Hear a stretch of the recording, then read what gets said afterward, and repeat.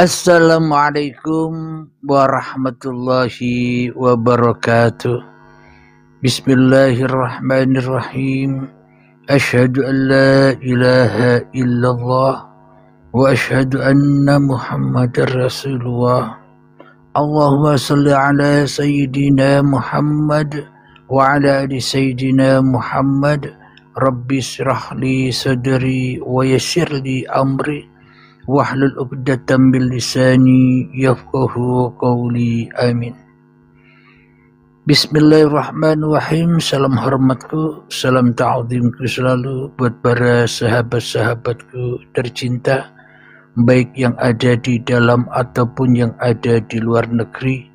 Semoga kita selalu di dalam kesehatan, di dalam kebahagiaan. Amin ya rabbal alamin. Pada malam yang indah ini kita akan mengkaji tentang mandi cahaya. Apa makna dari mandi cahaya itu? Kita ingat mandi untuk menghilangkan hadas besar. Ketika manusia sudah melakukan hubungan intim, bila mau sholat atau mau ibadah harus bersuci dulu, yakni mandi besar. Makna dari mandi besar itu dibasuhnya seluruh tubuh, sehingga seluruh tubuh harus atau wajib kena air semua. Maknanya seluruh tubuh harus kena air semua di sini, maka manusianya harus bersih dari kemanusiaannya. Ini kalau pahaman dari Allah atau dari atas atau dari langit. Namun kalau kepahaman dari dunia, dari penduduk bumi, maknanya hanyalah mandi biasa, membersihkan badan dengan air yang suci. Namun di sini kita mengkaji kajian ketuhanan babakan hati, yakni yang dimaksud mandi besar itu menyiram seluruh tubuh kesemuanya supaya hilanglah, supaya fanahlah, supaya goiblah kemanusiaannya. Jadi itulah yang dimaksud mandi cahaya, sehingga manusia tercahayai dengan cahaya ilahi. Maka ketika manusianya sudah bermandikan cahaya, maka bila manusianya sudah di dalam kuasa Tuhan, maka ketika manusianya sudah di dalam lindungan Tuhan, maka maksumlah manusia itu, terjaga dari kesalahan, terjaga dari dosa. Kenapa kok terjaga? Karena manusianya sebenarnya sudah tidak ada lagi, yang ada hanyalah Tuhan yang menguasai manusia. Jadi setelah mandi cahaya, maka manusianya akan kembali kepada Allah, dan di dalam hati manusianya sudah dikuasai oleh Allah dan menjadi kerajaan Allah. Alhamdulillahirabbil alamin. Itulah yang dimaksud mandi cahaya. Ketika manusia sudah bermandikan cahaya, hatinya akan tenang, hatinya selalu damai, bahagia, enjoy di dalam menjalankan kehidupan ini. Dan hatinya tidak kepo lagi dengan permasalahan-permasalahan dunia. Hatinya tidak kepo lagi dengan penilaian-penilaian orang terhadap dirinya. Ia sudah di dalam makom enjoy dan di dalam alam cahaya, alam ketuhanan. Karena syuhudul wahda bil kasra wa syuhudul kasra bil wahda, pandangannya dari yang satu kepada yang banyak dan kembalinya yang banyak kepada yang satu, sehingga hatinya bisa enjoy. Itulah yang dimaksud mandi cahaya, itu maknanya enjoy. Mandi cahaya itulah orang-orang yang kembali kepada cahaya yang terang, kembali kepada Allah, maka ia menyaksikan dunia dengan terang benderangnya. Ia menyaksikan manusia dengan terang benderangnya. Ia bisa menerobos hati-hati setiap manusia. Kenapa? Karena bukan manusianya lagi yang menerobos hati-hati manusianya. Karena yang bisa menerobos hati-hati manusia, ya yang menciptakan manusia itu sendiri. Jadi bagi manusia yang sudah bermandikan cahaya, ia akan mengenal orang lain. Sehingga ia menghargai orang lain, sehingga ia menghormati orang lain, sehingga ia toleransi dengan orang lain, mengalah dengan orang lain. Kenapa? Karena ketika sudah mandi cahaya, maka buahnya itu adalah rahmatan lil alamin. Buahnya adalah cinta kasih terhadap sesama. Itulah buahnya dari berketuhanan. Itulah buahnya dari beragama. Karena sesungguhnya beragama itu tujuannya hanyalah menuju Tuhan, dan ketika sampai kepada Tuhan hanyalah kedamaian yang ada, terang benderanglah yang ada. Jadi perjalanannya sudah sampai pada tempatnya. Jadi kalau sudah sampai, enjoy saja. Memandang yang lain, enjoy saja. Sudah tidak ada perbedaan-perbedaan lagi di dalam hatinya. Kenapa? Karena hatinya sudah dikuasai Tuhan yang menciptakan alam semesta ini. Jadi yang sebenarnya dikatakan enjoy itu bukan enjoynya manusia. Kalau enjoynya manusia itu banyak ndak enjoynya ketimbang enjoynya.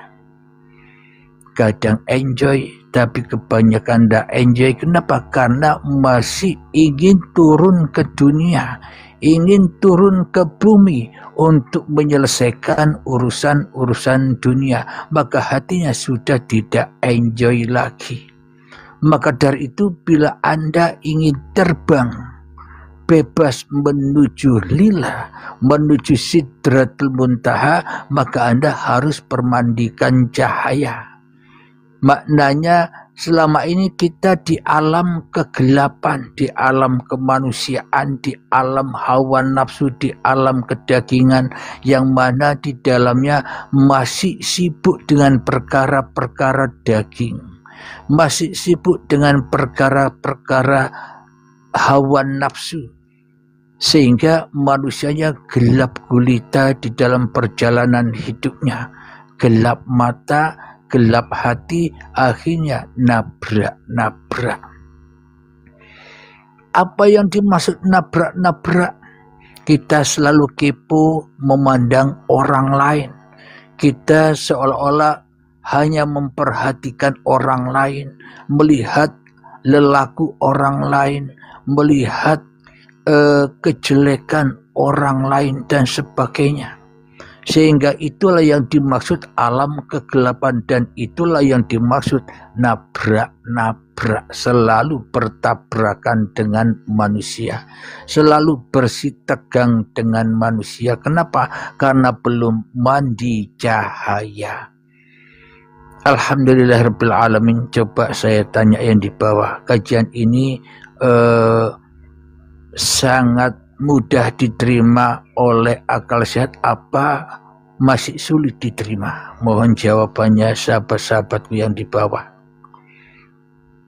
Yang dimaksud mandi cahaya ini.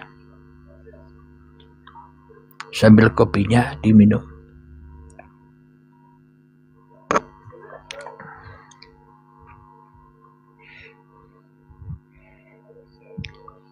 Jadi yang saya maksudkan mandi cahaya itu kembalinya hati manusia kepada Tuhannya, sehingga yang nyata hanyalah la haula wala quwata illa billah. Itulah yang dimaksud mandi cahaya, sehingga manusianya terang benderang menyaksikan alam semesta ini dan tidak nabrak-nabrak lagi, tidak bingung lagi, tidak kepo lagi, tidak sedih lagi, tidak kecewa lagi, tidak marah lagi, tidak miskin lagi, tidak minta-minta lagi, namun hanya enjoy yang dirasakan, enjoy bersama dengan ketentuan-ketentuan Tuhan, enjoy bersama ketetapan-ketetapan Tuhan. Kenapa? Karena memang yang ada hanya Tuhan. Itulah yang dimaksud enjoy. Akhirnya enjoynya langgeng, abadan abada. Kenapa kok saya katakan enjoynya langgeng? Karena yang ada ya enjoynya Allah sendiri memerankan setiap manusia dengan apa yang diinginkannya. Karena manusia tak punya daya, pasti manusianya seharusnya tidak melawan ketetapan-ketetapan Tuhan. Karena manusia ini di alam kegelapan, maka bila ingin hidup damai, ingin hidup sejahtera, ingin hidup bahagia, ingin hidup enjoy, maka basuhlah, maknanya mandi cahaya, maknanya maka biarlah Tuhan yang berkuasa atas diri kita. Itulah yang saya maksud mandi cahaya. Semoga mungkin yang sebentar ini bisa diambil manfaatnya, terkhususnya buat saya sendiri dan pada umumnya untuk kita semua, agar kita berbenah diri di dalam kehidupan ini, agar selalu dan selalu menemukan cahaya yang terang benderang, sehingga kita tidak bingung lagi, sehingga kita tidak nabrak-nabrak lagi. Itulah makna dari mandi cahaya. Alhamdulillahirabbil alamin. Sebelum kita adakan tanya jawab, saya akhiri dulu kajian di malam yang indah ini, meskipun hanya sebentar, namun semoga bisa membekas, semoga bisa tertancap di dalam hati-hati Anda sekalian. Alhamdulillahirabbil alamin. Akhir kalam. Assalamualaikum warahmatullahi wabarakatuh.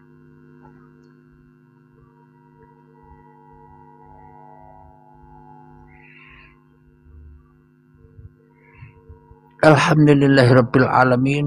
Assalamualaikum warahmatullahi wabarakatuh. Waalaikumsalam warahmatullahi wabarakatuh. Saya menjawab salam-salam saudaraku yang ada di bawah. Semoga kita selalu di dalam keselamatan, selamat untuk tidak menilai orang lain, selamat untuk tidak kepo dengan iman orang lain. Kenapa? Karena kita wajib bermandikan cahaya, wajib dijamah oleh Tuhan dan wajib dikuasai oleh Tuhan, sehingga kehidupan kita tidak kacau. Alhamdulillahirabbil alamin. Monggo silakan yang mau bergabung, kita belajar bersama di sini. Belajar bersama dengan enjoy, supaya hati kita bisa enjoy, tenang di dalam menjalani wassiratal mustaqim ini, yakni wassiratal mustaqim itu adalah jalan kehidupan. Jadi sejak dulu kita dilahirkan, kita dipaksa untuk melewati wassiratal mustaqim. Apa itu wassiratal mustaqim? Di dalam Al-Quran artinya jalan yang lurus, jangan belok-belok. Maknanya hidup di dalam petunjuk Tuhan, hidup di dalam kuasa Tuhan, hidup di dalam pemeliharaan Tuhan, hidup di dalam kuasanya Tuhan. Itulah yang dimaksud siratal mustaqim di dalam kehidupan ini, agar kita selalu enjoy, selalu bahagia, selalu tenang, selalu damai dengan diri kita sendiri dan dengan orang lain. Jadi tanda-tanda yang harus kita ketahui, bila dalam hati kita belum ada kedamaian, pasti kita mudah menilai-nilai orang lain, pasti kita mudah menyalah-nyalahkan orang lain, pasti kita mudah menyesat-nyesatkan orang lain, pasti kita mudah mengkafir-kafirkan orang lain. Kenapa? Karena diri kita, di dalam hati kita belum berdamai dengan Tuhan. diri kita masih jauh dari Tuhan, maka menilai orang lain pun juga seolah-olah sama dengan diri kita. Orang-orang itu pun juga jauh dari Tuhan. Jadi penilaian kita kepada manusia itu ternyata sesungguhnya ya nilai kita sendiri. Kalau kita selalu menghujat orang lain, berarti diri kitalah yang sebenar-benarnya orang yang paling terhujat. Kenapa? Karena kita tidak menyadari ketika kita menghujat orang lain sebenarnya kita telah menghujat diri kita sendiri. Ketika kita merendahkan orang lain, kita tidak menyadari bahwa kita selama ini telah merendah-rendahkan orang lain, merendah-rendahkan diri kita sendiri. Coba kita hayati, kita logikakan dalam hati kita. Contoh, ketika kita merendah-rendahkan orang lain, pasti orang yang kita rendahkan marah kepada kita. Balik orang itu pun juga mengolok-olok kita dan merendah-rendahkan diri kita lagi. Di dalam berbantah-bantahan, di dalam perdebatan, itulah yang saya maksud, bahwa bila kita menghujat orang lain, kita tidak sadar telah menghujat diri kita sendiri tanpa kita sadari. Kira-kira bisa dipahami siapa yang mau naik? Kira-kira apa semuanya sudah enjoy? Kita di sini belajar bersama. Mohon bantuan tap-tap layarnya supaya saya tidak gampang nge-lag atau tidak gampang terpental. Karena selama live ini sering saya terpental karena kurang kuatnya dukungan dari bawah tap-tap layarnya.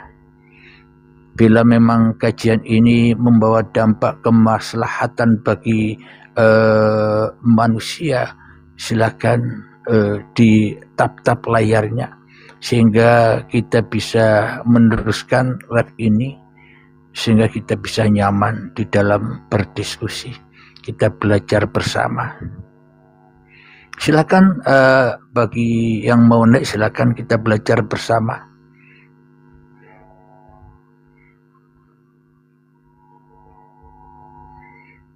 Terima kasih hadiah-hadiahnya, karena mungkin sesungguhnya apa yang Anda hadiahkan kepada orang lain, sebenarnya hadiah itu akan menjadi hidayah-hidayah di dalam hati Anda, sehingga memahami kajian-kajian ketuhanan.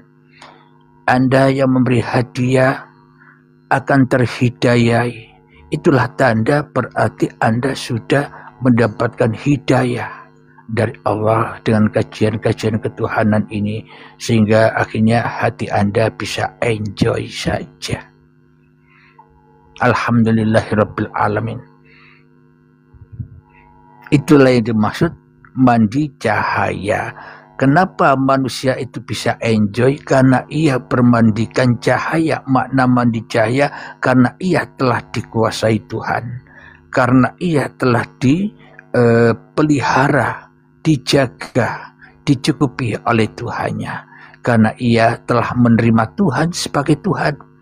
Maka dari itu, bila manusia menerima Tuhan sebagai Tuhan yang berkuasa atas diri kita, disitulah pangkat atau dimensi enjoy itu, sehingga hati selalu lurus di dalam berjalan di muka bumi ini, sehingga ada lubang kita bisa tahu, mau marah kita bisa tahu, mau menilai orang kita bisa tahu, terjaga, otomatis terjaga.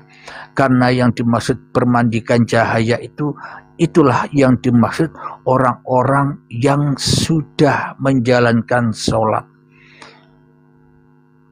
Inna sholata tanha 'anil fahsya'i wal munkar.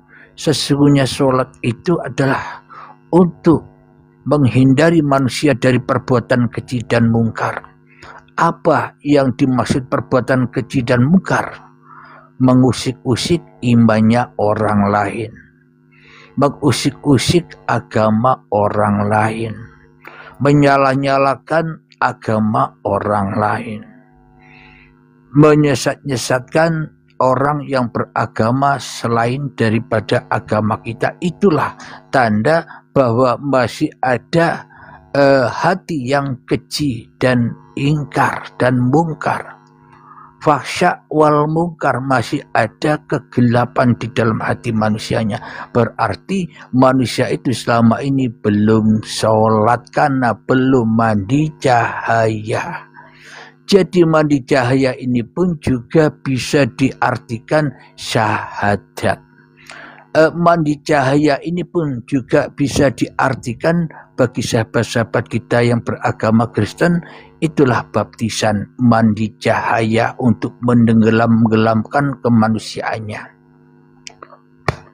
agar selalu berjalan di dalam petunjuk-petunjuk Tuhan, sehingga hatinya bisa enjoy. Kenapa? Karena selalu ditunjuki oleh Tuhannya.